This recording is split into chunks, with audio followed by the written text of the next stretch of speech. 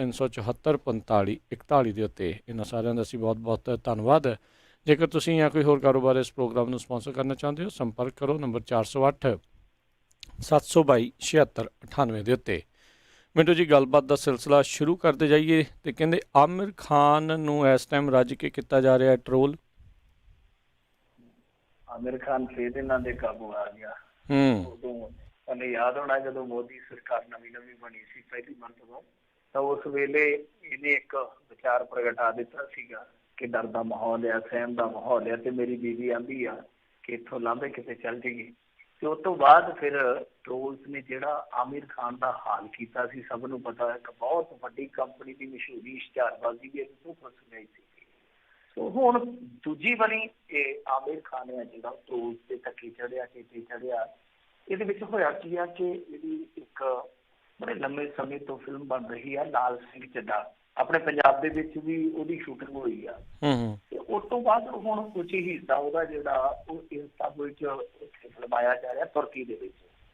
ਉੱਥੇ ਜਦੋਂ ਗਿਆ ਤੇ ਇਹਨੇ ਉੱਥੇ ਰਾਸ਼ਟਰਪਤੀ ਦੀ ਘਰੋਂ ਜਿਹੜੇ ਉਹਦੇ ਨਾਲ ਮੁਲਾਕਾਤ ਕਰ ਲਈ, ਉਹਦੇ ਨਾਲ ਕੋਈ ਗੱਲਬਾਤ ਮਤਲਬ ਕਿ ਕੀਤੀ ਹੋਣੀ ਆ, ਕੋਈ ਹੋ ਸਕਦਾ ਸ਼ਿਸ਼ਟਾਚਾਰੀ ਮੁਲਾਕਾਤ ਹੋਵੇ। ਵੈਸੇ ਦਾਅਵਾ ਕੀਤਾ ਜਾ ਰਿਹਾ ਵਾ ਕਿ ਸੱਦਾ ਸੀਗਾ ਆਮਿਰ ਖਾਨ ਵੱਲੋਂ ਕਿ ਮੈਂ ਤੁਹਾਡੇ ਨਾਲ ਮੁਲਾਕਾਤ ਕਰਨੀ ਹੈ। ਸੋ ਉਹਨਾਂ ਨੇ ਟਾਈਮ ਹੈ ਜਿਹੜਾ ਦਿੱਤਾ। ਤਾਂ ਉਸ ਤੋਂ ਬਾਅਦ ਜਿਵੇਂ ਹੀ ਫੋਟੋਆਂ ਆਈਆਂ, ਕਿਉਂਕਿ ਉਸ ਬੀਬੀ ਨੇ ਆਪਣੇ ਟਵਿੱਟਰ ਹੈਂਡਲ ਤੋਂ ਇਹ ਫੋਟੋਆਂ ਜਿਹੜੀਆਂ ਸ਼ੇਅਰ ਕੀਤੀਆਂ, ਅਮੀਨ ਉਹਦਾ ਨਾਮ ਆ, ਤੇ ਉਹ ਫੋਟੋਆਂ ਜਿਵੇਂ ਹੀ ਲੋਕਾਂ ਤੱਕ ਪਹੁੰਚੀਆਂ, ਫਿਰ ਤੁਹਾਨੂੰ ਪਤਾ ਹੀ ਆ ਕਿ ਅੱਗਾਂ ਲੱਗ ਗਈਆਂ ਦਿਮਾਗਾਂ ਦੇ ਵਿੱਚ। ਫਤੂਰ ਤੇ ਵੈਸੇ ਹੀ ਬਹੁਤ ਜ਼ਿਆਦਾ ਦਿਮਾਗਾਂ। ਤਾਂ ਉਸ ਤੋਂ ਬਾਅਦ ਫਿਰ ਬਹੁਤ ਜ਼ਿਆਦਾ ਟਰੋਲ ਕੀਤਾ ਜਾ ਰਿਹਾ। ਤੁਰਕੀ ਦੇ ਨਾਲ ਇਹਨਾਂ ਟਰੋਲਸ ਦਾ ਕੀ ਤਾਲੁਕ ਆ, ਤਾਂ ਥੋੜਾ ਜਿਹਾ ਫਿਰ ਆਪਾਂ ਨੂੰ ਕੂਟਨੀਤੀ ਵੱਲ ਝਾਕਣਾ ਪਊਗਾ। ਕਿਉਂਕਿ ਜਦੋਂ 370 ਮਨਸੂਖ ਕੀਤੀ ਗਈ ਸੀਗੀ ਤਾਂ ਕੁਛ ਮੁਸਲਿਮ ਦੇਸ਼ਾਂ ਨੇ ਭਾਰਤ ਦੇ ਉਲਟ ਸਟੈਂਡ ਲਿਆ ਸੀਗਾ। ਜਿਸ ਤਰ੍ਹਾਂ ਮਲੇਸ਼ੀਆ, ਤੁਹਾਨੂੰ ਯਾਦ ਹੋਣਾ, ਮਲੇਸ਼ੀਆ ਬਿਲਕੁਲ ਉਲਟ ਸੀਗਾ ਸੀਏ ਵਾਲੇ ਮਸਲੇ ਤੇ ਵੀ। ਤਾਂ ਉਸ ਤੋਂ ਬਾਅਦ ਚਲੋ ਹੌਲੀ ਹੌਲੀ ਉੱਥੇ ਸਟੈਂਡ ਆ ਜਿਹੜਾ ਬਦਲਿਆ। ਤਾਂ ਤੁਰਕੀ ਵੀ ਉਹਨਾਂ ਮੁਲਕਾਂ ਚੋਂ ਇੱਕ ਸੀਗਾ ਜਿਨ੍ਹਾਂ ਨੇ ਭਾਰਤ ਦੇ ਉਲਟ ਸਟੈਂਡ ਲਿਆ। ਔਰ ਖਾਸ ਤੌਰ ਤੇ ਕਸ਼ਮੀਰ ਦਾ ਮਸਲਾ ਤੁਹਾਨੂੰ ਪਤਾ ਹੀ ਹੈ ਕਿ ਜਦੋਂ ਇਸ ਤਰ੍ਹਾਂ ਕੌਮਾਂਤਰੀ ਪੱਧਰ ਤੇ ਜਿਹੜੇ ਚਰਚਾ ਹੁੰਦਾ ਤਾਂ ਫਿਰ ਭਾਰਤ ਨੂੰ ਥੋੜਾ ਸੇਕ ਲੱਗਦਾ, ਤੇ ਜੇ ਭਾਰਤ ਦੇ ਮਤਲਬ ਕਿ ਪੱਖ ਚ ਹੁੰਦਾ ਤਾਂ ਪਾਕਿਸਤਾਨ ਨੂੰ ਸੇਕ ਲੱਗਦਾ। ਇਹ ਚੱਲਦਾ ਹੀ ਹੈ ਨਾ ਕਸ਼ਮੀਰ ਦੇ ਮਸਲੇ ਨੂੰ।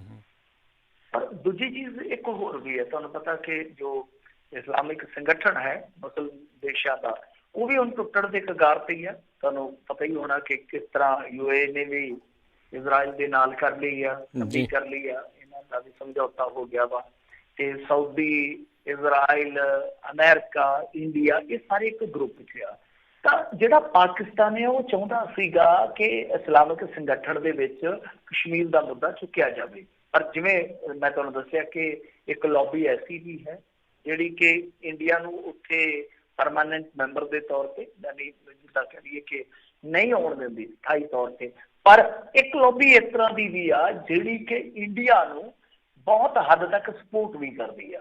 ਤਾਂ ਇਹਨਾਂ ਦੇ ਪੈਰ ਨਹੀਂ ਲੱਗੇ। ਫਿਰ ਇਹਨਾਂ ਨੇ ਧਮਕੀ ਦਿੱਤੀ ਸੀ ਪਾਕਿਸਤਾਨ ਵਾਲਿਆਂ ਕਿ ਅਸੀਂ ਇੱਕ ਨਵਾਂ ਇਸਲਾਮਿਕ ਸੰਗਠਨ ਖੜਾ ਕਰ ਦਿਆਂਗੇ, ਮਤਲਬ ਕਿ ਇੱਕ ਵੱਖਰਾ ਗਰੁੱਪ ਬਣਾ ਲਾਂਗੇ। ਤਾਂ ਉਹਦੇ ਤੋਂ ਵੀ ਚਿੜਬਾਜ਼ੀ ਹੋਈ। ਫਿਰ ਤੁਹਾਨੂੰ ਪਤਾ ਸਾਊਦੀ ਅਰਬ ਨੇ ਡੀਲ ਤੋੜਨ ਦਾ ਵੀ ਪਿੱਛੇ ਜਿਹੇ ਐਲਾਨ ਕਰ ਦਿੱਤਾ ਸੀਗਾ। ਤਾਂ ਇਹ ਸਾਰੀ ਚੀਜ਼ ਜੋੜਦੀ ਹੈ ਇਸ ਚੀਜ਼ ਦੇ ਨਾਲ, ਮਤਲਬ ਕਿ ਗੁੱਸਾ ਖਿਝ ਕੱਢੀ ਜਾ ਰਹੀ ਆ ਇਸ ਗੱਲ ਤੇ ਕਿ ਤੂੰ ਭਾਈ ਹਾਂ ਉੱਥੇ ਰਾਸ਼ਟਰਪਤੀ ਦੇ ਘਰੋਂ ਜਿਹੜੀ ਆ ਬੀਬੀ ਉਹਨੂੰ ਕਿਉਂ ਮਿਲਿਆ ਜਾ ਕੇ। ਤੇ ਖੁਦ ਮੈਂ ਵੇਖਣ ਡਿਆ ਹਾਂ ਮਾਰਚ ਦੇ ਵਿੱਚ ਇਹਨਾਂ ਨੇ 2.5 ਬਿਲੀਅਨ ਦੀ ਇਹਨਾਂ ਦੇ ਨਾਲ ਡੀਲ ਕੀਤੀ ਆ ਤੁਰਕੀ ਦੇ ਨਾਲ। ਤਾਂ ਇਹ ਸਟੈਂਡ ਕੋਈ ਨਵਾਂ ਤੇ ਹੈ ਨਹੀਂ। ਹੁਣ ਜੇ ਆਪਾਂ ਇਸੇ ਚੀਜ਼ ਨੂੰ ਜੋੜੀਏ ਕਿ ਜਦੋਂ ਝੂਲਾ ਝੂਲਿਆ ਗਿਆ, ਫਿਰ ਮੋਦੀ ਸਾਹਿਬ ਚਾਈਨਾ ਜਾਂਦੇ ਆ, ਉੱਥੇ ਚਾਈਨਾ ਨੂੰ ਖੁਸ਼ ਕਰਨ ਵਾਸਤੇ ਵੱਖਰੀਆਂ ਰਿਆਇਤਾਂ ਦਾ ਐਲਾਨ ਕਰਦੇ ਆ। ਤਾਂ ਕੀ ਅਸੀਂ ਕਹੀਏ ਕਿ ਹਾਂ ਉਸ ਸਮੇਂ ਚਾਈਨਾ ਜਿਹੜਾ ਪ੍ਰੋ ਇੰਡੀਆ ਸੀਗਾ? ਨਹੀਂ, ਉਸ ਵੇਲੇ ਵੀ ਉਹਨਾਂ ਦਾ ਸਟੈਂਡ ਹੈ ਜਿਹੜਾ UN ਦੇ ਵਿੱਚ ਸਿਕਿਉਰਿਟੀ ਕਾਊਂਸਲ ਦੇ ਵਿੱਚ ਹਮੇਸ਼ਾ ਇੰਡੀਆ ਦੇ ਉਲਟ ਰਿਹਾ ਵਾ। ਪਾਕਿਸਤਾਨ ਪੱਕੀ ਰਿਹਾ, ਉਹ ਪਾਕਿਸਤਾਨ ਨਹੀਂ ਰਿਹਾ। ਪਰ ਬਾਵਜੂਦ ਇਸ ਤੇ ਕੂਟਨੀਤੀ ਚੱਲ ਰਹੀ ਸੀ। ਮੋਦੀ ਸਾਹਿਬ ਆਪਣੇ ਪੱਧਰ ਤੇ ਯਤਨ ਕਰ ਰਹੇ ਸੀਗੇ ਕਿ ਚਾਈਨਾ ਦੇ ਨਾਲ ਸਾਡੇ ਜਿਹੜੇ ਹੈਗੇ ਆ ਰਿਸ਼ਤੇ ਉਹ ਠੀਕ ਰਹਿਣ, ਸੁਖਾਵੇਂ ਰਹਿਣ, ਤਾਂ ਕਿ ਅਸੀਂ ਦੋਵੇਂ ਦੇਸ਼ ਜਿਹੜੇ ਆ ਉਹ ਤਰੱਕੀ ਕਰੀਏ। ਵਧੀਆ ਸੋਚ ਸੀ ਉਸ ਸਮੇਂ, ਉਹਨਾਂ ਦੀ ਸੋਚ ਵਧੀਆ ਸੀਗੀ। ਪਰ ਕਹਿਣ ਦਾ ਮਤਲਬ ਕਿ ਜੇ ਤੁਸੀਂ ਇਸ ਤਰ੍ਹਾਂ ਕਰੋਗੇ, ਅੱਗੇ ਆਪਾਂ ਦੇਖਿਆ ਨਾ ਕਿ ਅਰਬ ਦੇਸ਼ਾਂ ਦੇ ਵਿੱਚ ਕਿਸ ਤਰ੍ਹਾਂ ਦਾ ਰਿਐਕਸ਼ਨ ਹੋਇਆ ਸੀਗਾ। ਇਹਨਾਂ ਨੇ ਇਸੇ ਤਰ੍ਹਾਂ ਦੀਆਂ ਜਦੋਂ ਹੁੱਲੜਬਾਜ਼ੀਆਂ ਕੀਤੀਆਂ ਤਾਂ ਅਰਬ ਮੁਲਕਾਂ ਦੇ ਵਿੱਚ ਰਿਐਕਸ਼ਨ ਬਹੁਤ ਕਸੂਤਾ ਹੋ ਗਿਆ ਸੀਗਾ। ਤਾਂ ਉਸ ਤੋਂ ਬਾਅਦ ਵਿਦੇਸ਼ ਮੰਤਰੀ ਨੂੰ ਗੱਲਾਂ ਕਰਨੀਆਂ ਪਈਆਂ ਸੀ, ਔਰ ਉੱਥੋਂ ਦੇ ਕੁਛ ਜਿਹੜੇ ਤੁਹਾਨੂੰ ਪਤਾ ਹੀ ਹੈ ਕੱਟੜ ਹਿੰਦੂਵਾਦੀ ਬੰਦੇ ਸੀਗੇ, ਸੋਚ ਵਾਲੇ, ਵਿਚਾਰਧਾਰਾ ਵਾਲੇ, ਉਹਨਾਂ ਤੇ ਕਾਰਵਾਈਆਂ ਵੀ ਹੋਈਆਂ ਉੱਥੇ। ਤਾਂ ਕਹਿਣ ਦਾ ਭਾਵ ਹੈ ਕਿ ਕਿੰਨੀ ਦੇਰ ਤੱਕ ਤੁਸੀਂ ਇਸ ਜ਼ਹਿਰ ਦੇ ਨਾਲ ਦੁਸ਼ਮਣ ਇਕੱਠੇ ਕਰੋਗੇ। ਠੀਕ ਆ, ਹਰੇਕ ਮੁਲਕ ਦੀ ਇੱਕ ਆਪਣੀ ਕੌਮਾਂਤਰੀ ਕੂਟਨੀਤੀ ਹੁੰਦੀ ਆ, ਉਹਨੇ ਉਸ ਲਾਈਨ ਨੂੰ ਟੋ ਕਰਨਾ ਜੋ ਉਹਨਾਂ ਨੂੰ ਚੰਗੀ ਲੱਗਦੀ ਆ, ਜੋ ਉਹਨਾਂ ਦੇ ਮਫੀਦ ਆ। ਪਰ ਇਸ ਤਰ੍ਹਾਂ ਅਸੀਂ ਅੰਨਾ ਵਿਰੋਧ ਕਰਕੇ ਆਪਣੇ ਬੰਦੇ ਦਾ, ਆਮਿਰ ਖਾਨ ਦਾ, ਜਿਹੜਾ ਕਿ ਸੰਸਾਰ ਪੱਧਰ ਦਾ ਐਕਟਰ ਹੈ, ਕੋਈ ਇੱਕ ਇਹ ਨਹੀਂ ਹੈਗਾ ਕਿ ਛੋਟਾ ਮੋਟਾ ਖਿੱਤੇ ਦਾ ਐਕਟਰ ਆ, ਅਸੀਂ ਉਹਦਾ ਵਿਰੋਧ ਕਰਕੇ ਇੱਕ ਤਰ੍ਹਾਂ ਨਾਲ ਕਹਿ ਲਓ ਕਿ ਤੁਰਕੀ ਦਾ ਵਿਰੋਧ ਕਰ ਰਹੇ ਹਾਂ। ਤਾਂ ਜਿਹੜਾ ਬੰਦਾ ਮੰਨ ਲਓ ਕਈ ਵਾਰ ਸੰਭਾਵਨਾ ਰੱਖਦਾ ਕਿ ਹੋ ਸਕਦਾ ਤੁਹਾਡਾ ਮਿੱਤਰ ਬਣ ਜਾਏ, ਪਰ ਜਦੋਂ ਤੁਸੀਂ ਉਹਦੇ ਖਿਲਾਫ ਜ਼ਹਿਰ ਉਗਲਣਾ ਸ਼ੁਰੂ ਕਰ ਦਿਓਗੇ, ਜਦੋਂ ਉਹਨੂੰ ਐਲਾਨੀਆਂ ਕਹਿ ਦੋਗੇ ਕਿ ਇਹ ਤਾਂ ਸਾਡਾ ਦੁਸ਼ਮਣ ਆ, ਹੁਣ ਅਸੀਂ ਛੱਡਣਾ ਹੀ ਕੋਈ ਨਹੀਂ, ਉਹ ਕਦੇ ਨਹੀਂ ਆਉਂਦਾ ਤੁਹਾਡੇ ਨੇੜੇ। ਸੋ ਮੇਰੇ ਖਿਆਲ ਦੇ ਨਾਲ ਇਹ ਜਿਹੜੀ ਆਦਤ ਹੈ ਨਾ, ਫਿਤਰਤ ਬਣ ਗਈ ਆ ਕਿ ਹਰੇਕ ਨੂੰ ਦੁਸ਼ਮਣ ਐਲਾਨ ਦਿਓ, ਹਰੇਕ ਨੂੰ ਠੋਕਮ ਠੋਕ ਕਰ ਦਿਓ। ਐਸਾ ਨਹੀਂ ਹੁੰਦਾ, ਇਹ ਕੌਮਾਂਤਰੀ ਕੂਟਨੀਤੀ ਆ। ਸਰਕਾਰਾਂ ਚਲਾਉਣ ਤੇ ਠੀਕ ਆ, ਇਹ ਟਵਿੱਟਰ ਚਲਾਵੇ ਜਾਂ ਫੇਸਬੁੱਕ ਚਲਾਵੇ ਤੇ ਗਲਤ ਹੋ ਜੂ ਕਰਨਾ। ਜੀ ਜੀ ਜੀ ਬਿਲਕੁਲ। ਇਹ ਮੈਨੂੰ ਲੱਗਦਾ ਉਦੋਂ ਚੁੱਪ ਰਹੇ ਸੀਗੇ ਜਦੋਂ ਜਹਾਜ਼ ਮੋੜ ਕੇ ਨਵਾਜ਼ ਸ਼ਰੀਫ ਦਾ ਕੇਕ ਖਾਣ ਗਏ ਸੀਗੇ ਮੋਦੀ ਹੋਣੀ, ਉਦੋਂ ਨਹੀਂ ਸੀ ਕਿਸੇ ਨੇ ਟਰੋਲ ਕੀਤਾ ਉਹਨਾਂ ਨੂੰ। ਜੀ ਅਗਲੀ ਜਿਹੜੀ ਮਿੰਟੂ ਜੀ ਗੱਲ ਕਰੀਏ, ਕਹਿੰਦੇ ਪੰਜਾਬ ਦੇ ਚੋਟੀ ਦੇ ਸਿਆਸਤਦਾਨਾਂ ਨੂੰ ਹੁਣ ਕਰੋਨਾ ਨੇ ਘੇਰਿਆ ਹੈ ਜੀ। ਹਾਂਜੀ ਦੇਖੋ, ਕਰੋਨਾ ਜਿਹੜਾ ਉਹ ਇੱਦਾਂ ਕਹਿ ਲਓ ਕਿ ਹੁਣ ਜਿਸ ਤਰ੍ਹਾਂ ਬਹੁਤ ਜ਼ਿਆਦਾ ਤਿੱਖਾ ਦੰਗ ਕਰੀ ਬੈਠਾ। ਔਰ ਮੈਨੂੰ ਤੇ ਅੱਜ ਲੱਗਦਾ ਇਹ ਸੀਗਾ, ਕਿਉਂਕਿ ਮੀਟਿੰਗ ਸੀਗੀ ਕੈਬਨਿਟ ਦੀ, ਮੈਨੂੰ ਤਾਂ ਇਹ ਲੱਗਦਾ ਸੀਗਾ ਕਿ ਸ਼ਾਇਦ ਇਹ ਕੋਈ ਸਖਤਾਈ ਕਰ ਦੇਣਗੇ। ਵੈਸੇ ਜ਼ਿਲ੍ਹੇ ਵਾਸਤੇ ਨਵੀਆਂ ਹਦਾਇਤਾਂ ਆਈਆਂ, ਉਹ ਚਲੋ ਕੋਈ ਮਾਇਨੇ ਨਹੀਂ ਰੱਖਦੀਆਂ, ਕੁਛ ਤਬਦੀਲੀਆਂ ਕੀਤੀਆਂ ਇਹਨਾਂ ਨੇ ਕਿ ਹੋਟਲ ਰਿਜ਼ੋਰਟ ਵਗੈਰਾ ਜੋ ਵੀ ਆ ਉਹ 8:30 ਤੱਕ ਬੰਦ ਕਰ ਦਿਓ, ਸ਼ਰਾਬ ਦੇ ਠੇਕੇ 8:30 ਤੱਕ ਬੰਦ ਕਰ ਦਿਓ। ਮਤਲਬ ਉਸ ਤੋਂ ਬਾਅਦ ਕਰੋਨਾ ਆ ਜਾਊਗਾ ਨਾ ਰਾਤ ਨੂੰ, ਤਾਂ ਕਰਫਿਊ ਕਹਿ ਦਿੱਤਾ ਇਹਨਾਂ ਨੇ। ਕੁਛ ਮਤਲਬ ਕਿ ਬਦਲਾਅ ਕੀਤੇ ਜਾ ਰਹੇ ਆ। ਮੇਰੇ ਖਿਆਲ ਦੇ ਨਾਲ ਜ਼ਿਲ੍ਹੇ ਵਾਰ ਸਾਰੇ ਥਾਵਾਂ ਤੇ ਇਹਨਾਂ ਨੇ ਬਦਲਾਅ ਕਰਨੇ ਆ, ਤੇ ਮੈਨੂੰ ਤਾਂ ਇਹ ਜਾਪ ਰਿਹਾ ਸੀਗਾ ਕਿ ਸ਼ਾਇਦ ਸ਼ਹਿਰੀ ਇਲਾਕਿਆਂ ਦੇ ਵਿੱਚ ਹੋਰ ਸਖਤਾਈ ਹੋਊਗੀ, ਪਰ ਇਹਨਾਂ ਨੇ ਚਲੋ ਕੋਈ ਬਹੁਤੀ ਜ਼ਿਆਦਾ ਸਖਤਾਈ ਤੇ ਨਹੀਂ ਐਲਾਨੀ ਹਾਲ ਦੀ ਘੜੀ, ਪਰ ਸੰਭਾਵਨਾ ਬਣ ਰਹੀ ਹੈ। ਜਿਸ ਤਰੀਕੇ ਨਾਲ ਕੇਸ ਵੱਧ ਰਹੇ ਆ, 1000 ਤੋਂ ਉੱਤੇ ਕੇਸ ਆਉਣੇ ਸ਼ੁਰੂ ਹੋ ਗਏ ਆ ਇੱਕ ਦਿਨ ਦੇ ਵਿੱਚ। ਇਸ ਤੋਂ ਇਲਾਵਾ ਜਿਹੜੀਆਂ ਮੌਤਾਂ ਹੈ ਉਹਨਾਂ ਦੀ ਐਵਰੇਜ ਦੇ ਲਾ ਲਓ ਕਿ 40-45 ਤੱਕ ਪਹੁੰਚ ਗਈ ਹੈ, ਜਿਹੜੀ ਆਪਾਂ ਦੇਖ ਲਓ ਸਟਾਰਟਿੰਗ ਦੇ ਵਿੱਚ 1, 2, ਫਿਰ 5, 7, ਫਿਰ 10, 15, ਫਿਰ 20, 25 ਤੇ ਦਿਨਾਂ ਦੇ ਵਿੱਚ ਵਿਹਲੇ ਹੁਣ 40-45 ਕਹੀ ਜਾਂਦੇ। ਤਾਂ ਇਹਦਾ ਮਤਲਬ ਹੈ ਕਿ ਮੌਤਾਂ ਜ਼ਿਆਦਾ ਹੋ ਰਹੀਆਂ। ਹੁਣ ਮੌਤਾਂ ਵਾਕਿਆ ਉਹ ਸੱਚ ਰੱਖਦੀਆਂ ਜਾਂ ਕੱਚ ਰੱਖਦੀਆਂ, ਇਹ ਨਹੀਂ ਆਪਾਂ ਕਹਿ ਸਕਦੇ, ਕਿਉਂਕਿ ਕੋਰੋਨਾ ਦੀ ਆੜ ਦੇ ਵਿੱਚ ਬਹੁਤ ਕੁਛ ਐਸਾ ਵੈਸਾ ਚੱਲਦਾ ਜੋ ਸ਼ੱਕੀ ਆ। ਮੈਂ ਇਹ ਨਹੀਂ ਕਹਿੰਦਾ ਕਿ ਝੂਠ ਆ, ਗਲਤ ਆ, ਪਰ ਸ਼ੱਕੀ ਜ਼ਰੂਰ ਆ। ਇਸ ਅੰਕੜੇਬਾਜ਼ੀ ਦੀ ਖੇਡ ਦੇ ਵਿੱਚ ਕਿਤੇ ਨਾ ਕਿਤੇ ਸ਼ੱਕ ਹੁੰਦਾ। ਚਲੋ ਆਪਾਂ ਅੱਗੇ ਦੀ ਗੱਲ ਕੀਤੀ ਆ, ਤਾਂ ਖੈਰ ਕਾਫੀ VIPs ਇਹਦੇ ਰਿਲੇਟਿਡ ਆ ਗਏ ਆ। ਜਿਸ ਤਰ੍ਹਾਂ ਲਾ ਲਓ ਕਿ ਇੱਕ ਤੇ ਜਿਹੜੇ ਹੈਗੇ ਆ ਮੰਤਰੀ ਗੁਰਪ੍ਰੀਤ ਸਿੰਘ ਜੀ ਕਾਂਗੜ, ਉਹ ਉਹਨਾਂ ਦੀ ਪੋਤੀ ਇੱਕ ਬਹੁਤ ਪਿਆਰੀ ਬੱਚੀ ਆ 6 ਮਹੀਨੇ ਦੀ, ਉਹ ਪੋਜ਼ਿਟਿਵ ਆ ਗਈ ਆ। ਉਹਨਾਂ ਦੀ ਨੂੰਹ ਉਹ ਪੋਜ਼ਿਟਿਵ ਆਈ ਆ। ਫਿਰ ਇਸ ਤੋਂ ਇਲਾਵਾ ਜਿਹੜੇ ਵਿਧਾਨ ਸਭਾ ਦੇ ਡਿਪਟੀ ਸਪੀਕਰ ਆ ਤੇ ਸਾਡੇ ਮਲੋਟ ਤੋਂ ਜਿਹੜੇ ਵਿਧਾਇਕ ਆ ਅਜੈਬ ਸਿੰਘ ਭੱਟੀ, ਉਹ ਕਰੋਨਾ ਪੋਜ਼ਿਟਿਵ ਆ ਗਏ ਆ। ਫਿਰ ਇਸ ਤੋਂ ਇਲਾਵਾ ਜਿਹੜੇ ਮਲੋਟ ਦੇ ਸਾਬਕਾ MLA ਆ, ਇਹਨਾਂ ਤੋਂ ਪਹਿਲਾਂ ਰਹੇ ਆ, ਨੌਜਵਾਨ MLA ਸੀਗੇ ਉਸ ਸਮੇਂ, ਹਰਪ੍ਰੀਤ ਸਿੰਘ ਜੀ ਕੋਟਪਾਈ, ਉਹ ਵੀ ਪੋਜ਼ਿਟਿਵ ਪਾਏ ਗਏ ਆ। ਮਨਪ੍ਰੀਤ ਸਿੰਘ ਬਾਦਲ ਨੇ ਖੁਦ ਨੂੰ ਕੁਆਰੰਟੀਨ ਕਰ ਲਿਆ ਕਿਉਂਕਿ ਸਮਾਗਮਾਂ 'ਚ ਹਿੱਸਾ ਲਿਆ। ਬਠਿੰਡੇ ਦੇ SSP ਨੂੰ ਕਰੋਨਾ ਪੋਜ਼ਿਟਿਵ ਪਾਇਆ ਗਿਆ। ਇਸ ਤੋਂ ਇਲਾਵਾ ਮੁਕਤਸਰ ਦੇ ਵਿੱਚ ਇੱਕ DSP ਨੂੰ ਕਰੋਨਾ ਪੋਜ਼ਿਟਿਵ ਪਾਇਆ ਗਿਆ। ਮਤਲਬ ਕਿ ਸਮਾਗਮ ਜਿਹੜੇ ਰੱਖੇ ਸੀ ਮੇਰੇ ਖਿਆਲ ਦੇ ਨਾਲ ਗਲਤ ਕੀਤਾ ਇਹਨਾਂ ਨੇ, ਕਿਉਂਕਿ ਉਸ ਤੋਂ ਪਹਿਲਾਂ ਇਹਨਾਂ ਨੇ ਜਿਹੜੇ ਟੈਲੀਫੋਨ ਵੰਡੇ ਉਹ ਵੀ ਇਵੈਂਟ ਮੈਨੇਜਮੈਂਟ ਕੀਤੀ ਇਹਨਾਂ ਨੇ। ਉਸ ਤੋਂ ਬਾਅਦ ਜਦੇ ਨਾਲ ਹੀ ਇਹ ਜਿਹੜੇ ਸਮਾਗਮ ਰੱਖ ਲਏ ਆਜ਼ਾਦੀ ਦੀ, ਕਿਤੇ ਸਮਝ ਨਹੀਂ ਆਉਂਦੀ ਕਿ ਇਹ ਪਤਾ ਨਹੀਂ ਕਿੰਨੀ ਕੁ ਦੇਰ ਤੱਕ ਸਿਲਸਿਲਾ ਚੱਲਣਾ ਹੈ ਕਿ ਇਹ ਯਾਦ ਕਰਨਾ ਕਿ ਅਸੀਂ ਗੁਲਾਮ ਰਹੇ ਹਾਂ, ਇਹ ਨਹੀਂ ਵੇਖਣਾ ਕਿ ਅਸੀਂ ਇਹੀ ਪੈਸਾ ਲਾਈਏ ਡਿਵੈਲਪਮੈਂਟ ਤੇ ਇੱਕ ਨਵੀਂ ਆਪਣੀ ਰਾਹ ਜਿਹੜੀ ਉਹ ਚੁਣੀਏ।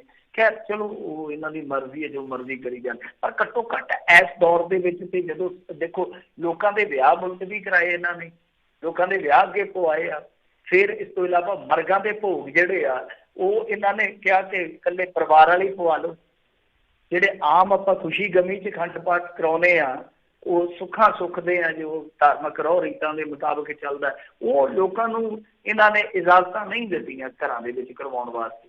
ਤੇ ਆਪ ਇਹੋ ਜਿਹੇ ਵੱਡੇ ਸਮਾਗਮ ਰੱਖ ਲਏ ਜਿੱਥੇ ਕੋਈ ਇਹਨਾਂ ਨੇ ਉਹੀ ਜਿਹੜੀ ਕਹਿੰਦੇ ਆ ਸੋਸ਼ਲ ਡਿਸਟੈਂਸਿੰਗ ਵਗੈਰਾ ਕੁਛ ਨਹੀਂ ਇਹਨਾਂ ਨੇ ਪਾਲਣ ਕੀਤਾ ਉਹਦਾ ਸਿੱਟਾ ਹੁਣ ਇਹੀ ਆ ਕਿ ਜੇ ਇਸ ਤਰ੍ਹਾਂ ਕੋਈ ਇੱਕ ਵੱਡੀ ਚੇਨ ਨਿਕਲਦੀ ਆ ਉਹਦੇ ਜ਼ਿੰਮੇਵਾਰ ਉਹਦੇ ਗੁਨੇਗਾਰ ਇਹੀ ਆ। ਪਰ ਇਹਨਾਂ ਨੂੰ ਕੋਈ ਜੁਰਮਾਨਾ ਨਹੀਂ, ਕੋਈ ਹਰਜਾਨਾ ਨਹੀਂ, ਕਿਉਂਕਿ ਇਹ ਤੇ ਆਪ ਤੁਹਾਨੂੰ ਪਤਾ ਹੀ ਹੈ ਸੂਬੇਦਾਰ ਆ, ਸੂਬੇ ਦੇ ਸੇਵਾਦਾਰ ਥੋੜੀ ਆ। ਫਿਰ ਇਹਨਾਂ ਤੇ ਕਿਹੜੇ ਕਾਨੂੰਨ ਲਾਗੂ ਹੁੰਦੇ ਆ। ਬਾਕੀ ਜੇ ਆਪਾਂ ਗੱਲ ਕਰੀਏ ਕਰੋਨਾ ਨਾਲ ਜੁੜੀਆਂ ਜਿਹੜੀਆਂ ਅਪਡੇਟਸ ਨੇ ਕਿ ਦੁਨੀਆ ਭਰ ਦੇ ਵਿੱਚ 24 ਘੰਟਿਆਂ 'ਚ ਪਿਛਲੇ 24 ਘੰਟਿਆਂ 'ਚ ਜਾਨੀ 2,12,000 ਤੋਂ ਵੱਧ ਨਵੇਂ ਮਾਮਲੇ ਆਏ ਆ। ਨਿਊਜ਼ੀਲੈਂਡ ਦੇ ਵਿੱਚ ਜਿਹੜੀਆਂ ਆਮ ਚੋਣਾਂ ਸੀਗੀਆਂ ਉਹ 17 ਅਕਤੂਬਰ ਤੱਕ ਭਾਵ 4 ਹਫ਼ਤੇ ਹੋਰ ਮੁਲਤਵੀ ਕਰ ਦਿੱਤੀਆਂ ਗਈਆਂ ਨੇ। ਇਸੇ ਤਰ੍ਹਾਂ ਰੂਸ ਦੀ ਕਰੋਨਾ ਵੈਕਸੀਨ ਦਾ ਆਖਰੀ ਟੈਸਟ ਹੈ ਕਹਿੰਦੇ ਜਿਹੜਾ ਉਹ ਜਲਦ ਮਤਲਬ ਕਿ ਕੀਤਾ ਜਾਊਗਾ, ਨੇਪਰੇ ਚਾੜਿਆ ਜਾਊਗਾ। ਤੀਜੇ ਟਰਾਇਲ ਤੋਂ ਪਹਿਲਾਂ ਟੀਕੇ ਦਾ ਐਲਾਨ ਜਿਹੜਾ ਉਹਨਾਂ ਨੇ ਕੀਤਾ ਸੀਗਾ ਉਹ ਵਿਵਾਦਤ ਹੈ। ਜਿੱਦਾਂ ਆ ਗਈ ਨਾ ਉਹੀ ਗੱਲ ਕਿ ਤੀਜੇ ਪੜਾਅ ਦਾ ਹੁਣ ਉਹਨਾਂ ਨੇ ਐਲਾਨ ਕੀਤਾ। ਤਾਂ ਇਸੇ ਤਰ੍ਹਾਂ ਜਿੱਦਾਂ ਕਹੀਏ ਕਿ ਇੱਕ ਅੰਜ ਕੱਸਿਆ ਹੈ ਸੰਜੇ ਰਾਉਤ ਜਿਹੜੇ ਕਿ ਸ਼ਿਵ ਸੈਨਾ ਦੇ ਬੜੇ ਤੇਜ਼ ਤਰਾਰ ਤੇ ਹਮਲਾਵਰ ਤਾਬੜ ਤੋੜ ਬੁਲਾਰੇ ਆ। ਉਹ ਕਹਿੰਦੇ ਕਰੋਨਾ ਦਾ ਟੀਕਾ ਬਣਾ ਕੇ ਰੂਸ ਨੇ ਆਪਣੇ ਆਪ ਨੂੰ ਆਤਮ ਨਿਰਭਰ ਦਾ ਸਬੂਤ ਦਿੱਤਾ ਕਿ ਆਪਣਾ ਆਪ ਉਹਨਾਂ ਦਾ ਆਤਮ ਨਿਰਭਰ ਆ ਤੇ ਅਸੀਂ ਹਾਲੇ ਪਾਪੜੀ ਵੇਲ ਰਹੇ ਹਾਂ। ਉਹਨਾਂ ਨੇ ਕਾਫੀ ਡੂੰਘੀ ਤਰ੍ਹਾਂ ਕੱਸੀ ਹੈ।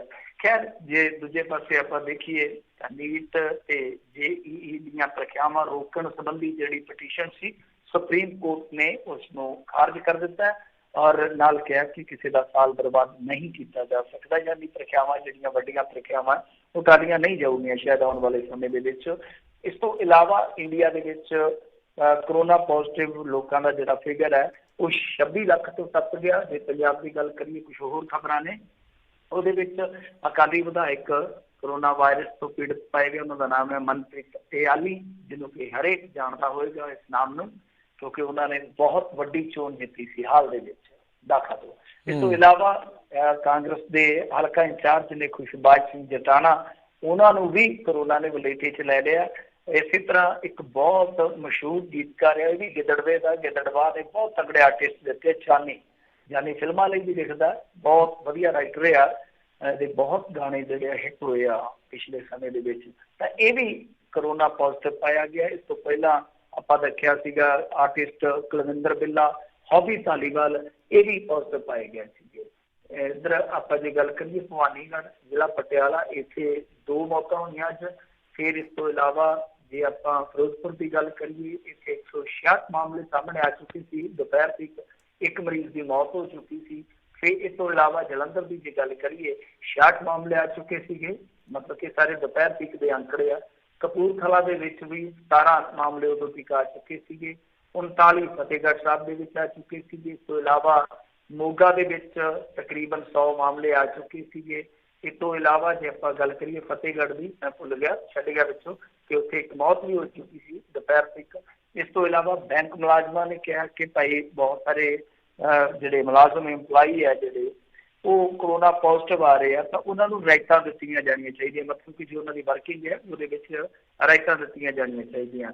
ਇਹ ਤੋਂ ਇਲਾਵਾ ਜੇ ਅੱਜ ਆਪਾਂ ਗੱਲ ਕਰੀਏ ਪੰਜਾਬ ਸਰਕਾਰ ਦੀ ਤਾਂ ਇਹਨਾਂ ਨੇ ਇੱਕ ਐਲਾਨ ਕੀਤਾ, ਰਾਇਤ ਕਹਿ ਲਓ ਐਲਾਨ ਕਹਿ ਲਓ। ਇਹ ਕਹਿੰਦੇ ਕਿ ਰੈਪਿਡ ਐਂਟੀਜਨ ਟੈਸਟਿੰਗ ਕਿਟ ਰਾਹੀਂ ਜੋ ਕਰੋਨਾ ਟੈਸਟ ਕੀਤਾ ਜਾਣਾ ਉਹਦੀ ਫੀਸ ਜਿਹੜੀ ਆ ਉਹ ਹੁਣ ਮੁਕਰਰ ਕਰਦੇ ਹਾਂ ਅਸੀਂ ਤਾਂ 1000 ਤੀਕ ਹੀ ਨਿੱਜੀ ਲੈਬਾਰਟਰੀਆਂ ਜਿਹੜੀਆਂ ਉਹ ਵਸੂਲ ਕਰ ਸਕਦੀਆਂ।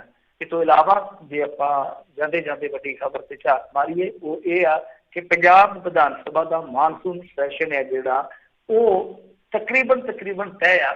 ਜੇ ਸਭ ਕੁਝ ਠੀਕ ਰਹਿੰਦਾ ਤੇ 28 ਅਗਸਤ ਨੂੰ ਉਹ ਸੈਸ਼ਨ ਹੈ ਜਿਹੜਾ ਇੱਕ ਰੋਜ਼ਾ ਸੈਸ਼ਨ ਹੈ ਜਿਹੜਾ ਉਹ ਬੁਲਾਇਆ ਜਾਊਗਾ। ਜੀ ਜੀ ਅਗਲੀ ਮਿੰਟੂ ਜੀ ਗੱਲ ਕਰੀਏ ਕਹਿੰਦੇ ਸਿੱਟ ਵੱਲੋਂ ਬੇਅਦਬੀ ਕਾਂਡ ਦੇ ਵਿੱਚ 23 ਵਿਅਕਤੀ ਬੇਕਸੂਰ ਕਰਾਰ। ਹਾਂਜੀ ਇਹਨਾਂ ਦੇ ਵਿੱਚ ਪੰਥ ਪ੍ਰਚਾਰਕ ਵੀ ਹੈ, ਸਿੱਖ ਪ੍ਰਚਾਰਕ ਤੁਹਾਨੂੰ ਪਤਾ ਹੀ ਹੈ ਜਿਹੜੇ ਨਾਮਜ਼ਦ ਕੀਤੇ ਸੀ ਉਸ ਵੇਲੇ, ਜਿੱਦਾਂ ਲਾ ਲਓ ਕਿ ਰਣਜੀਤ ਸਿੰਘ ਢੱਡਰੀਆਂ ਵਾਲੇ ਸੀਗੇ, ਹਰਜਿੰਦਰ ਸਿੰਘ ਮਾਝੀ ਸੀਗੇ, ਹੋਰ ਮੈਨੂੰ ਨਾਂ ਨਹੀਂ ਯਾਦ, ਤੁਹਾਨੂੰ ਯਾਦ ਸ਼ਾਇਦ ਆ ਗਏ ਹੋਣੇ ਆ ਕਿ ਕੌਣ ਸੀਗੇ ਉਹਨਾਂ ਸਮਿਆਂ ਦੇ ਵਿੱਚ। ਤਾਂ ਉਹ ਜਿਹੜੇ ਉਸ ਵੇਲੇ ਬੈਠੇ ਸੀਗੇ ਉੱਥੇ ਪ੍ਰਚਾਰਕ ਜਾ ਕੇ ਕੋਟਕਪੂਰਾ ਦੇ ਵਿੱਚ, ਔਰ ਕੋਟਕਪੂਰਾ 'ਚ ਫਿਰ ਉਸ ਤੋਂ ਬਾਅਦ ਤੁਹਾਨੂੰ ਪਤਾ ਹੀ ਜੋ ਹੋਇਆ ਉਹ ਸਾਰੀਆਂ ਚੀਜ਼ਾਂ ਜਿਹੜੀਆਂ ਉਹ ਹਾਲੇ ਵੀ ਜਿਹੜੇ ਇਨਵੈਸਟੀਗੇਸ਼ਨ ਨੇ। ਤਾਂ ਗੱਲ ਇਹ ਆ ਕਿ ਹੁਣ ਇਹਨਾਂ ਤੇ ਜਿਹੜਾ ਮਾਮਲਾ ਦਰਜ ਹੋਇਆ ਸੀ ਉਹ ਰੱਦ ਕੀਤਾ ਗਿਆ ਵਾ। ਪਰ ਇਹਦੇ ਵਿੱਚ ਇੱਕ ਜਿਹੜੀ ਆ ਹੈਰਾਨਗੀ ਵਾਲੀ ਗੱਲ ਆ ਰਾਜਕਰਨਵੀਰ ਸਿੰਘ ਜੀ, ਚਲੋ ਠੀਕ ਆ ਇਹਨਾਂ ਪ੍ਰਚਾਰਕਾਂ ਨੂੰ ਕੇਸ ਤੋਂ ਫਾਰਗ ਕਰ ਦਿੱਤਾ ਗਿਆ, ਅੱਛੀ ਗੱਲ ਆ, पर ਜਿਹੜਾ ਇਹ ਸਮਾਂ ਸੀਗਾ ਤੁਸੀਂ ਇਹ ਦੇਖੋ ਕਿ ਤਕਰੀਬਨ 5 ਸਾਲ ਹੋ ਗਏ ਕਿ ਕਿਸੇ ਨੇ ਕੋਈ ਇਹਨਾਂ ਨੂੰ ਸੰਬੰਧ ਨਹੀਂ ਕੀਤਾ ਹੋਊਗਾ, ਕਿਸੇ ਨੇ ਕੋਈ ਗ੍ਰਿਫਤਾਰੀ ਦਾ ਅਟੈਂਪਟ ਨਹੀਂ ਕੀਤਾ ਹੋਊਗਾ, ਕੁਛ ਨਹੀਂ ਹੋਇਆ। ਮਤਲਬ ਕਿ ਕਾਗਜ਼ਾਂ 'ਚ ਕੇਸ ਚੱਲਦਾ ਰਿਹਾ। ਪਰ ਉਸ ਵੇਲੇ ਦੀ ਜਿਹੜੀ ਤਤਕਾਲੀ ਤੇ ਅਕਾਲੀ ਸਰਕਾਰ ਸੀਗੀ ਉਹਨੇ ਉਦੋਂ ਹੀ ਕਿਹਾ ਸੀਗਾ ਕਿ ਅਸੀਂ ਜੋ ਪ੍ਰਚਾਰਕਾਂ ਦੇ ਖਿਲਾਫ ਕੇਸ ਦਰਜ ਕੀਤਾ ਉਹਨੂੰ ਰੱਦ ਕਰਦੇ ਹਾਂ। ਸੁਖਬੀਰ ਸਿੰਘ ਬਾਦਲ ਦਾ ਸ਼ਾਇਦ ਐਲਾਨ ਸੀਗਾ ਉਸ ਵੇਲੇ। ਤਾਂ ਕਹਿਣ ਦਾ ਮਤਲਬ ਇਹੋ ਆ ਕਿ ਕੀ ਉਸ ਸਰਕਾਰ ਨੇ ਉਸ ਵੇਲੇ ਫਿਰ ਆਪਣਾ ਵਾਅਦਾ ਜਿਹੜਾ ਉਹ ਨਹੀਂ ਪੂਰਾ ਕੀਤਾ। SIT ਨੇ ਇਹ ਹੁਣ ਮਾਮਲਾ ਜਿਹੜਾ ਰੱਦ ਕੀਤਾ। ਪਰ ਇਹ ਵੀ ਵੇਖਣ ਵਾਲੀ ਗੱਲ ਆ ਕਿ ਇਹਨਾਂ ਦੀ ਸਰਕਾਰ ਜਿਹੜੀ ਆ ਉਹ ਹੁਣ 3.5 ਪੌਣੇ 4 ਸਾਲ ਤੋਂ ਚੱਲਦੀ ਪਈ ਆ। ਉਹਨਾਂ ਨੇ ਹੁਣ ਵੇਖਿਆ ਕਿ ਪੰਥ ਪ੍ਰਚਾਰਕਾਂ ਦੇ ਖਿਲਾਫ ਵੀ ਇੱਥੇ ਮਾਮਲਾ ਦਰਜ ਹੋਇਆ ਪਿਆ। ਤੇ ਇਹ ਆਪਣੇ ਆਪ ਦੇ ਵਿੱਚ ਬੜੀ ਹੈਰਾਨਗੀ ਵਾਲੀ ਗੱਲ ਆ। ਤਾਂ ਖੈਰ ਚਲੋ ਵਧੀਆ ਗੱਲ ਆ। ਇਹ ਜਿਹੜੇ ਬੰਦੇ ਨਿਰਦੋਸ਼ ਪਾਏ ਜਾਂਦੇ ਆ ਉਹਨਾਂ ਨੂੰ ਫਾਰਗ ਕਰੀ ਜਾਂਦੇ ਆ। ਪਰ ਮੇਨ ਗੱਲ ਇਹ ਆ ਚਾਹੇ ਕੋਈ ਵੀ ਹੈ, ਚਾਹੇ ਪੁਲਿਸ ਵਾਲਾ ਹੈ, ਚਾਹੇ ਕੋਈ ਪੰਥ ਪ੍ਰਚਾਰਕ ਆ, ਬੇਦੋਸ਼ ਹੈ ਤੇ ਉਹਨੂੰ ਛੱਡ ਦਿਓ। ਪਰ ਜਿਹੜੇ ਦੋਸ਼ੀ ਆ, ਅਸਲ ਦੋਸ਼ੀ ਹੈ ਇਸ ਗੁਨਾਹ ਦੇ ਪਿੱਛੇ, ਉਹਨਾਂ ਸਾਰਿਆਂ ਨੂੰ ਛੇਤੀ ਤੋਂ ਛੇਤੀ ਸਜ਼ਾ ਜਿਹੜੀ ਉਹ ਮਿਲਣੀ ਚਾਹੀਦੀ ਹੈ। ਜੀ ਜੀ। ਅਗਲੀ ਮਿੰਟੂ ਜੀ ਗੱਲ ਕਰੀਏ, ਕਹਿੰਦੇ ਹਜੂਰੀ ਰਾਗੀ ਸਿੰਘਾਂ ਦੀ ਹੁਣ ਚੇਤਾਵਨੀ, ਕਹਿੰਦੇ ਪ੍ਰਦਰਸ਼ਨ ਕਰਾਂਗੇ।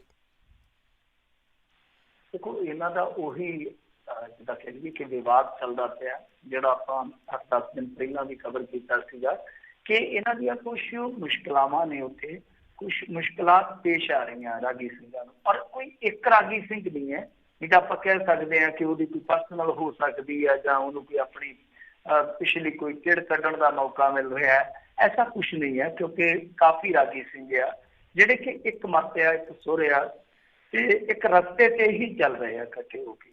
ਤਾਂ ਉਹ ਸ੍ਰੀ ਅਕਾਲ ਤਖਤ ਸਾਹਿਬ ਤੇ ਪਹੁੰਚੇ ਸਨ। ਹੁਣ ਉਹ ਕਹਿੰਦੇ ਆ ਕਿ ਸਾਡੀ ਸੁਣਵਾਈ ਨਹੀਂ ਹੋਈ ਭਾਈ, ਇਸ ਤੋਂ ਬਾਅਦ ਅਸੀਂ ਜਾਵਾਂਗੇ ਮੀਡੀਆ ਦੇ ਕੋਲ, ਮਤਲਬ ਕਿ ਸਿੱਧੀਆਂ ਪ੍ਰੈਸ ਕਾਨਫਰੰਸਾਂ ਕਰਾਂਗੇ, ਕਿਉਂਕਿ ਸਾਡਾ ਫਰਜ਼ ਸੀਗਾ। ਅਸੀਂ ਸ੍ਰੀ ਅਕਾਲ ਤਖਤ ਸਾਹਿਬ ਤੇ ਪਹਿਲਾਂ ਗਏ ਆ ਤੇ ਜਥੇਦਾਰ ਜੀ ਨੇ ਕੋਈ ਨਿਬੇੜਾ ਨਹੀਂ ਕੀਤਾ। ਉਸ ਤੋਂ ਬਾਅਦ ਹੁਣ ਅਸੀਂ ਜਾਵਾਂਗੇ ਪ੍ਰੈਸ ਦੇ ਵਿੱਚ ਔਰ ਉਸ ਤੋਂ ਬਾਅਦ ਫਿਰ ਅਸੀਂ ਪ੍ਰੋਟੈਸਟ ਕਰਾਂਗੇ। ਤਾਂ ਮੇਰੇ ਖਿਆਲ ਦੇ ਨਾਲ ਕਾਫੀ ਜ਼ਿਆਦਾ ਇਹ ਮਾਮਲਾ ਜਿਹੜਾ ਉਹ ਨਾਜ਼ੁਕ ਹੈ, ਸੰਵੇਦਨਸ਼ੀਲ ਹੈ। ਤੁਹਾਨੂੰ ਯਾਦ ਹੋਣਾ ਵੈਸੇ ਇੱਕ ਵਾਰੀ ਗ੍ਰੰਥੀ ਸਿੰਘਾਂ ਨੇ ਦਰਬਾਰ ਸਾਹਿਬ ਦੇ ਵਿੱਚ ਕਰ ਦਿੱਤੀ ਸੀਗੀ ਹੜਤਾਲ। ਵੈਸੇ ਵਾਹਜ ਮੌਕਾ ਹੈ ਸਾਡੀ ਸੰਭਾਲਾ ਦੇ ਵਿੱਚ, ਤਾਂ ਵਾਹਜ ਮੌਕਾ ਹੀ ਹੈ। ਅਸੀਂ ਤੇ ਵੇਖਿਆ ਜਦੋਂ ਇਸ ਤਰ੍ਹਾਂ ਜਿਹੜੇ ਗ੍ਰੰਥੀ ਸਿੰਘ ਸੀਗੇ ਉਹਨਾਂ ਨੇ ਭੇਟਾਂ ਨੂੰ ਲੈ ਕੇ ਹੜਤਾਲ ਕਰ ਦਿੱਤੀ ਸੀਗੀ ਇੱਕ ਤਰ੍ਹਾਂ ਨਾਲ। ਫਿਰ ਇਸ ਤੋਂ ਇਲਾਵਾ ਜਿਵੇਂ ਕਿ ਇਹ ਢਾਡੀਆਂ ਦਾ ਉੱਥੇ ਰੌਲਾ ਪਿਆ ਸੀਗਾ ਟਾਈਮ ਨੂੰ ਲੈ ਕੇ। ਫਿਰ ਇਸ ਤੋਂ ਇਲਾਵਾ ਹੋਰ ਵੀ ਕਈ ਮੌਕਿਆਂ ਤੇ ਇਸ ਤਰ੍ਹਾਂ ਦੇ ਵਿਵਾਦ ਉੱਠੇ ਆ ਜਿਹੜੇ ਕਿ ਮੇਰੇ ਖਿਆਲ ਦੇ ਨਾਲ ਬਹੁਤੇ ਵੱਡੇ ਨਹੀਂ ਸੀ, ਪਰ ਬਹੁਤੇ ਵੱਡੇ ਬੰਨ ਦਿੱਤੇ ਗਏ। ਹੁਣ ਇਹ ਵੀ ਇਸ਼ੂ ਬਹੁਤਾ ਵੱਡਾ ਨਾ ਬਣ ਜਾਵੇ। ਮੇਰੇ ਖਿਆਲ ਦੇ ਨਾਲ ਜਥੇਦਾਰ ਸਾਹਿਬ ਨੂੰ ਇਹ ਫੌਰੀ ਤੌਰ ਤੇ ਇਹਦਾ ਹੱਲ ਕਰ ਦੇਣਾ ਚਾਹੀਦਾ ਸੀਗਾ, ਕਿਉਂਕਿ ਦੇਖੋ ਹੁਣ ਦੂਜੇ ਮਸਲਿਆਂ ਦੇ ਵਿੱਚ ਵੀ ਜੋ ਐਕਸ਼ਨ ਕਰੀ ਜਾਂਦੇ ਆ ਨਾ, ਬੜੇ ਜ਼ਬਰਦਸਤ ਐਕਸ਼ਨ ਕਰਦੇ ਆ, ਤਾਂ ਉਹਨਾਂ ਨੂੰ ਇਸ ਮਾਮਲੇ ਤੇ ਵੀ ਢਿੱਲ ਨਹੀਂ ਕਰਨੀ ਚਾਹੀਦੀ, ਕਿਉਂਕਿ ਇਹ ਬਹੁਤ ਮਾਮਲਾ ਅੱਗੇ ਜਾ ਕੇ ਵਿਗੜ ਸਕਦਾ। ਔਰ ਮਾਮਲਾ ਕੋਈ ਏਡਾ ਖਾਸ ਨਹੀਂ ਹੈਗਾ ਰਾਜ ਕਰਨਵੀਰ ਸਿੰਘ ਜੀ, ਜੇ ਆਪਾਂ ਵੇਖੀਏ ਮਾਮਲਾ ਕੋਈ ਬਹੁਤਾ ਵੱਡਾ ਨਹੀਂ ਹੈ। ਇਹ ਨਹੀਂ ਹੈਗਾ ਕਿ ਨਿਬੜ ਵੀ ਸਕਦਾ। ਕਿਉਂਕਿ ਜਿਹੜੇ ਰਾਗੀ ਸਿੰਘ ਆ ਉਹਨਾਂ ਦਾ ਗਿਲਾ ਕੀ ਆ, ਉਹ ਕਹਿੰਦੇ ਆ ਕਿ ਜਿਹੜੇ ਹੈਡ ਗ੍ਰੰਥੀ ਜੀ ਹੈ ਉਹ ਸਾਡੇ ਸਤਿਕਾਰਯੋਗ ਆ, ਮਤਲਬ ਕਿ ਅਸੀਂ ਉਹਨਾਂ ਦਾ ਸਨਮਾਨ ਕਰਦੇ ਹਾਂ। ਪਰ ਪ੍ਰੋਬਲਮ ਉਹਨਾਂ ਦੇ ਵਤੀਰੇ ਦੀ ਆ, ਪ੍ਰੋਬਲਮ ਉਹਨਾਂ ਦੇ ਕੰਮ ਕਰਨ ਦੀ ਆ। ਜੋ ਸਾਡੇ ਨਾਲ ਵਤੀਰਾ ਰੱਖਦੇ ਆ ਜਾਂ ਜਿਸ ਤਰ੍ਹਾਂ ਦਾ ਕੰਮ ਕਰਵਾਉਂਦੇ ਆ ਜਾਂ ਕਰਨਾ ਚਾਹੁੰਦੇ ਆ, ਉਹ ਚੀਜ਼ਾਂ ਜਿਹੜੀਆਂ ਨੇ ਉਹ ਸਹੀ ਨਹੀਂ। ਮਤਲਬ ਕਿ ਮਰਿਆਦਾ ਦੇ ਮੁਤਾਬਕ ਜਾਂ ਕਹਿ ਲਈਏ ਅਖਲਾਕੀ ਤੌਰ ਤੇ ਇਹ ਸਾਰੀਆਂ ਚੀਜ਼ਾਂ ਠੀਕ ਨਹੀਂ। ਤੇ ਇਹ ਕੋਈ ਬਹੁਤੀ ਵੱਡੀ ਸਮੱਸਿਆ ਨਹੀਂ, ਬੈਠ ਕੇ ਗੱਲ ਸੁਣਨੀ ਚਾਹੀਦੀ ਆ ਔਰ ਉਹਦਾ ਹੱਲ ਖੋਜਣਾ ਚਾਹੀਦਾ। ਹੈਡ ਗ੍ਰੰਥੀ ਹੈ ਜਿਹੜੇ ਜਗਤਾਰ ਸਿੰਘ ਜੀ, ਉਹਨਾਂ ਦਾ ਵੀ ਪੱਖ ਸੁਣ ਲੈਣਾ ਚਾਹੀਦਾ। ਇਹ ਕੋਈ ਬਹੁਤਾ ਵੱਡਾ ਮਾਮਲਾ ਨਹੀਂ ਹੈ ਜਥੇਦਾਰ ਸਾਹਿਬ ਵਾਸਤੇ। ਉਹਨਾਂ ਨੂੰ ਇੱਧਰ ਟਾਈਮ ਜ਼ਰੂਰ ਕੱਢਣਾ ਚਾਹੀਦਾ, ਕਿਉਂਕਿ ਦੇਖੋ ਇਹ ਵੀ ਗੁਰੂ ਘਰ ਦੇ ਜਿੱਦਾਂ ਕਹਿ ਲਓ ਕਿ ਸੇਵਕ ਹੀ ਆ, ਸੇਵਾਦਾਰ ਹੀ ਆ, ਤੇ ਸੇਵਾਦਾਰ ਦੀ ਜੇ ਗੱਲ ਨਾ ਸੁਣੀ ਜਾਊਗੀ ਤਾਂ ਫਿਰ ਬਹੁਤ ਔਖਾ ਕੰਮ ਹੋ ਜਾਂਦਾ ਆਉਣ ਵਾਲੇ ਸਮੇਂ 'ਚ। ਜੀ ਜੀ ਬਿਲਕੁਲ। ਅਗਲੀ ਮਿੰਟੂ ਜੀ ਗੱਲ ਕਰਦੇ, ਕਹਿੰਦੇ ਅੰਮ੍ਰਿਤਸਰ ਜੇਲ੍ਹ ਦੇ ਵਿੱਚ ਬੰਦ ਨੌਜਵਾਨ ਦੀ ਸ਼ੱਕੀ ਹਾਲਾਤ ਦੇ ਵਿੱਚ ਮੌਤ। ਹਾਂਜੀ ਦੇਖੋ ਇਹ ਜਿਹੜੀ ਮੌਤ ਆ ਅੱਜ ਸਵੇਰੇ ਹੀ ਖਬਰ ਜਿਹੜੀ ਛਾਇਆ ਹੋਈ ਹੈ ਵੀ, ਤੇ ਕਾਫੀ ਜ਼ਿਆਦਾ ਹੈਰਾਨ ਕਰਨ ਵਾਲੀ ਆ। ਕਿਉਂਕਿ ਦੇਖੋ ਇੱਕ ਤੇ ਜਿਹੜੀਆਂ ਇਹ ਮੁੰਡੇ ਦੀਆਂ ਫੋਟੋਆਂ ਲੱਗੀਆਂ, ਵੇਖੋ ਵੈਸੇ ਕਿੱਡੇ ਕਿੱਡੇ ਜਵਾਨ ਆ, ਜਿਹੜੇ 6-6 ਫੁੱਟੇ ਜਵਾਨ ਆ, ਪਾਰਥੀਆਂ ਤੇ ਪੈ ਕੇ ਜਾਂ ਕਹਿ ਲਓ ਕਿ ਪੰਨੀਆਂ ਤੇ ਪੈ ਕੇ ਤੁਰੇ ਜਾਂਦੇ ਆ, ਜਾਂ ਸਰਿੰਜਾਂ ਦੇ ਹੱਥੋਂ ਮਰ ਕੇ, ਸੂਈਆਂ ਦੇ ਹੱਥੋਂ ਮਰ ਕੇ ਤੁਰੇ ਜਾਂਦੇ ਆ, ਜਿਨ੍ਹਾਂ ਨੂੰ ਆਪਾਂ ਦੇਖੀਏ ਤੇ ਜਿਨ੍ਹਾਂ ਨੂੰ ਪਾਲਿਆ ਪੋਸਿਆ ਮੱਖਣਾ ਦੇ ਨਾਲ, ਤੇ ਉਹ ਇੱਕ ਨਿੱਕੀ ਜਿਹੀ ਸੂਈ ਦੇ ਨਾਲ ਹੀ ਮਰ ਜਾਂਦੇ ਆ। ਕਿਹਦੀ ਮਾਂ ਵਾਸਤੇ ਤਰਾਸਦੀ ਹੋਏਗੀ ਉਸ ਲਾਸ਼ ਨੂੰ ਵੇਖਣਾ, ਜਿਸ ਨੌਜਵਾਨ ਨੂੰ, ਜਿਸ ਬੱਚੇ ਨੂੰ ਉਹਨੇ ਆਪਣੀ ਜ਼ਿੰਦਗੀ ਹਲੂਣ ਕੇ ਉਹਨੇ ਪਾਲਿਆ ਹੋਏਗਾ। ਬੜੀ ਮੈਨੂੰ ਤਾਂ ਬੜੀ ਮਹਿਸੂਸ ਹੁੰਦੀ ਹੈ ਕਈ ਵਾਰ ਇਹ ਗੱਲ ਜਦੋਂ ਆਪਾਂ ਦੇਖਦੇ ਹਾਂ ਤਸਵੀਰ ਤੇ। ਇਹ ਵੀ ਮੁੰਡਾ ਗੋਰਾ ਨਸ਼ੋ ਆ ਤੇ ਕਾਫੀ ਹਾਈਟ ਵਾਲਾ, ਤੇ ਮੈਂ ਹੈਰਾਨ ਇਸ ਗੱਲੋਂ ਹੋ ਗਿਆ ਕਿਉਂਕਿ ਜਿੰਨੀਆਂ ਵੀ ਫੋਟੋਆਂ ਲੱਗੀਆਂ ਸਨ ਵੱਖੋ ਵੱਖਰੇ ਪੋਰਟਲ ਤੇ, ਤਾਂ ਸਾਰੀਆਂ ਜੇਲ੍ਹ ਦੇ ਵਿੱਚੋਂ ਆਈਆਂ ਹੋਈਆਂ ਸਨ। ਮਤਲਬ ਕਿ ਕੋਈ ਸੈਲਫੀ ਨਹੀਂ ਸੀਗੀ ਇਸ ਤਰ੍ਹਾਂ ਜਿਸ ਤਰ੍ਹਾਂ ਮੁੰਡੇ ਖਿੱਚਦੇ ਆ ਪੋਜ਼ ਬਣਾ ਕੇ ਐਂਗਲ ਤੋਂ, ਇਸ ਤਰ੍ਹਾਂ ਫੋਟੋਆਂ ਖਿੱਚੀਆਂ ਹੋਈਆਂ ਸਨ। ਉਸੇ ਤਰ੍ਹਾਂ ਪਿੱਛੇ ਮੈਨੂੰ ਤਾਂ ਪਤਾ ਇਹਨਾਂ ਸਾਰੀਆਂ ਚੀਜ਼ਾਂ ਦਾ, ਉਹ ਪਿੱਛੇ ਬੈਰਕਾਂ ਨਜ਼ਰ ਆ ਰਹੀਆਂ ਨੇ।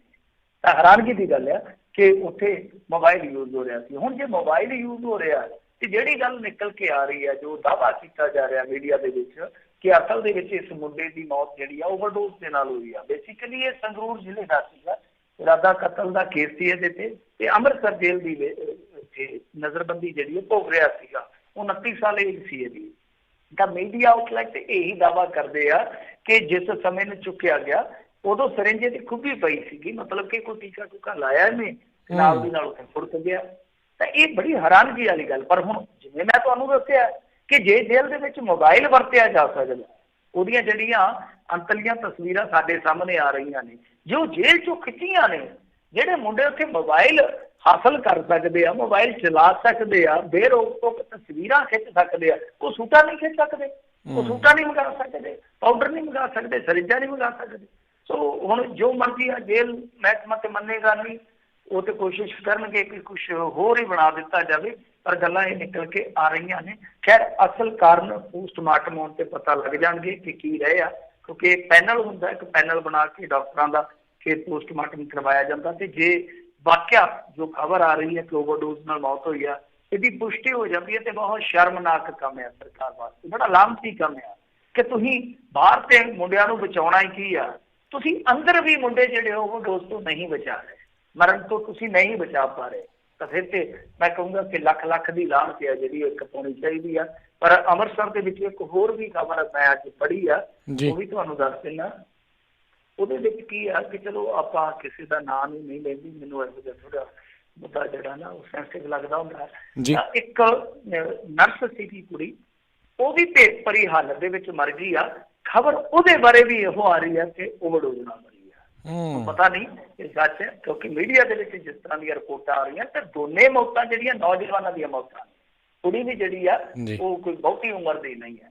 ਸੋ ਇਹ ਦੋ ਖਬਰਾਂ ਇੱਕੋ ਹੀ ਸ਼ਹਿਰ ਤੋਂ ਆ ਰਹੀਆਂ ਨੇ ਤੇ ਸਾਨੂੰ ਸ਼ਰਮ ਨਾਲ ਜਾਂ ਕਹਿ ਲਓ ਫਿਕਰ ਨਾਲ ਡੁੱਬ ਜਾਣਾ ਚਾਹੀਦਾ। ਤੁਸੀਂ ਦੇਖ ਲਓ ਕਿ ਇੱਕੋ ਸ਼ਹਿਰ ਦੇ ਵਿੱਚ ਇਸ ਤਰ੍ਹਾਂ ਦੀਆਂ ਦੋ ਮੌਤਾਂ ਆ ਰਹੀਆਂ।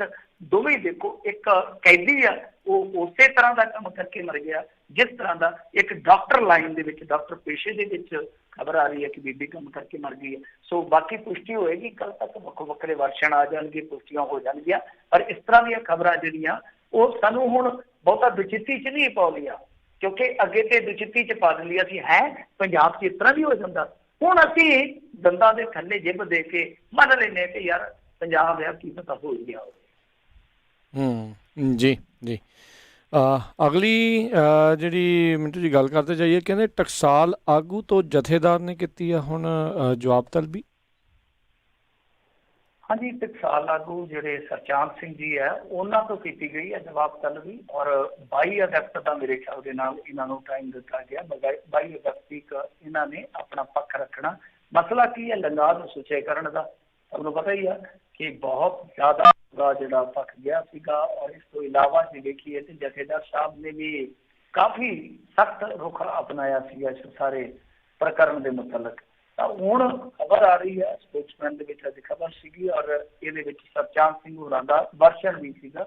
ਮੈਂ ਕੋਟ ਕਰ ਦਿੰਦਾ ਕਿਉਂਕਿ ਉਹਨਾਂ ਦਾ ਪੱਖ ਰੱਖਣਾ ਵੀ ਜ਼ਰੂਰੀ ਹੈ। ਉਹ ਕਹਿੰਦੇ ਕਿ ਮੈਂ ਗੁਰੂ ਘਰ ਨੂੰ ਸਮਰਪਿਤ ਹਾਂ ਤੇ ਅਕਾਲ ਤਖਤ ਦੇ ਹਰ ਹੁਕਮ ਦੀ ਪਾਲਣਾ ਕਰਾਂਗਾ। ਇਹਦਾ ਮਤਲਬ ਹੈ ਕਿ ਇਹ ਪੁਸ਼ਟ ਖਬਰ ਹੈ, ਉਹਨਾਂ ਨੇ ਪੁਸ਼ਟੀ ਕੀਤੀ ਆ।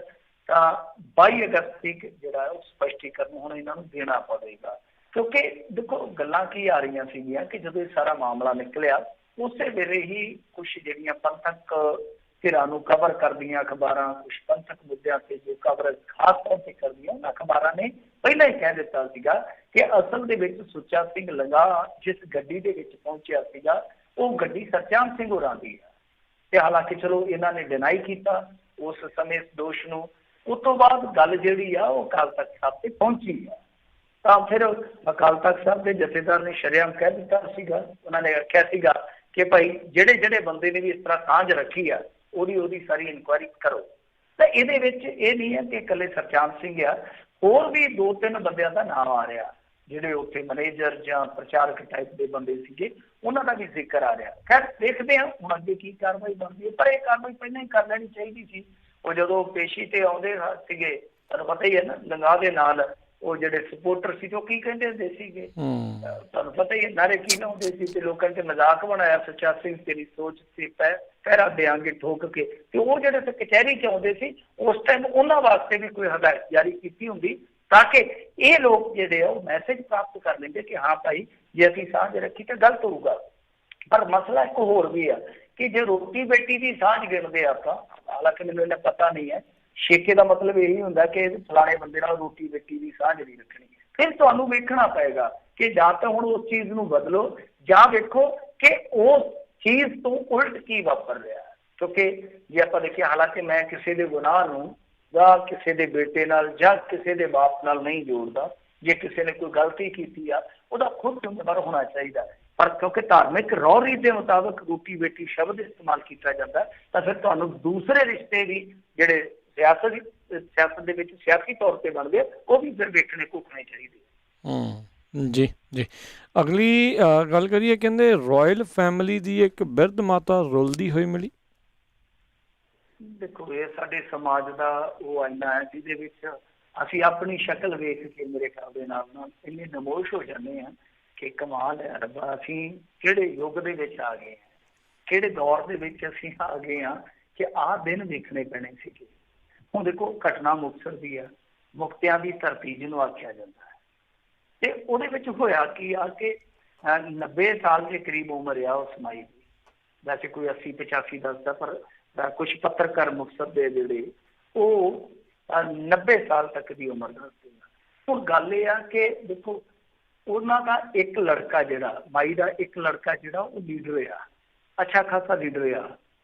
ਇੱਕ ਲੜਕਾ ਜਿਹੜਾ ਉਹਨਾਂ ਦਾ ਐਕਸਾਈਜ਼ ਡਿਪਾਰਟਮੈਂਟ ਦੇ ਵਿੱਚ ਸੀਗਾ। ਇਹ ਤੋਂ ਇਲਾਵਾ ਗਾਂ ਜਿਹੜੇ ਪੋਤਰੇ ਆ ਤੇ ਪੋਤਰੀ ਆ ਜਿਹੜੀ ਉਹ ਵੀ PCS ਤੱਕ ਆ।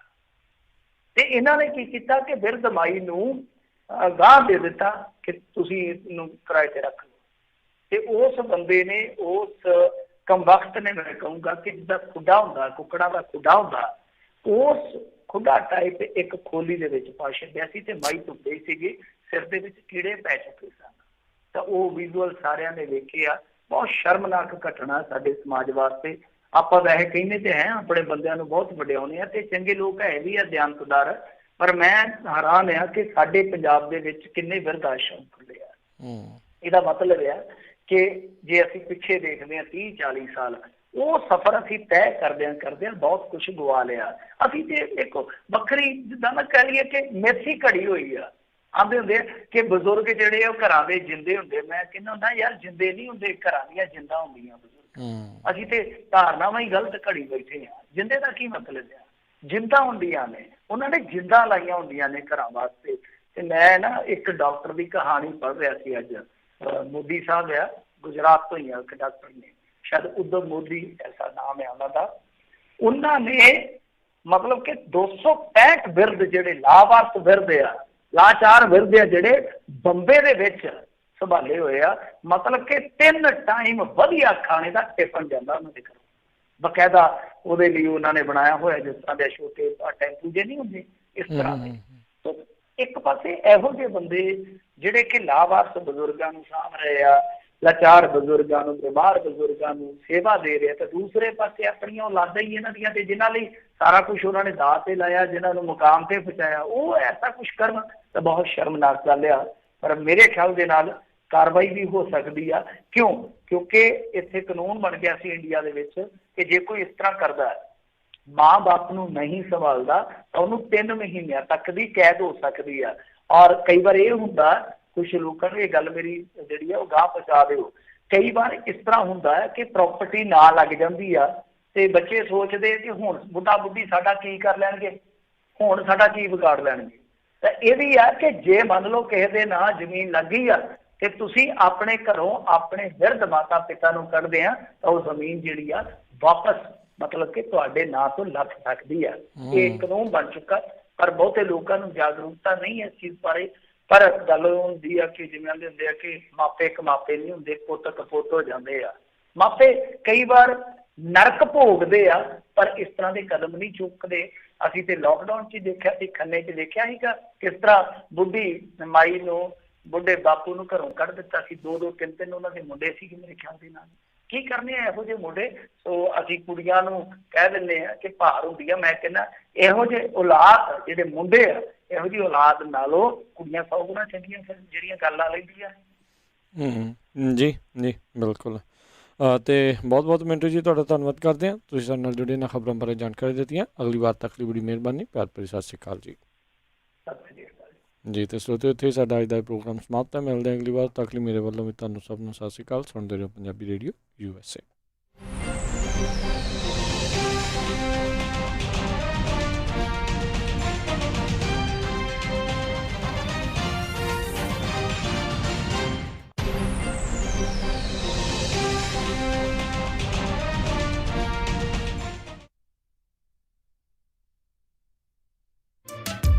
ਕੀ ਤੁਹਾਨੂੰ ਇਸ ਗੱਲ ਦਾ ਅਹਿਸਾਸ ਹੈ ਜੇ ਕੰਮਕਾਰ ਕਰਦਿਆਂ ਹਾਰਟ ਅਟੈਕ, ਸਟ੍ਰੋਕ, ਭਿਆਨਕ ਸੱਟ ਚੋਟ, ਮੇਜਰ ਆਰਗਨ ਟ੍ਰਾਂਸਪਲਾਂਟ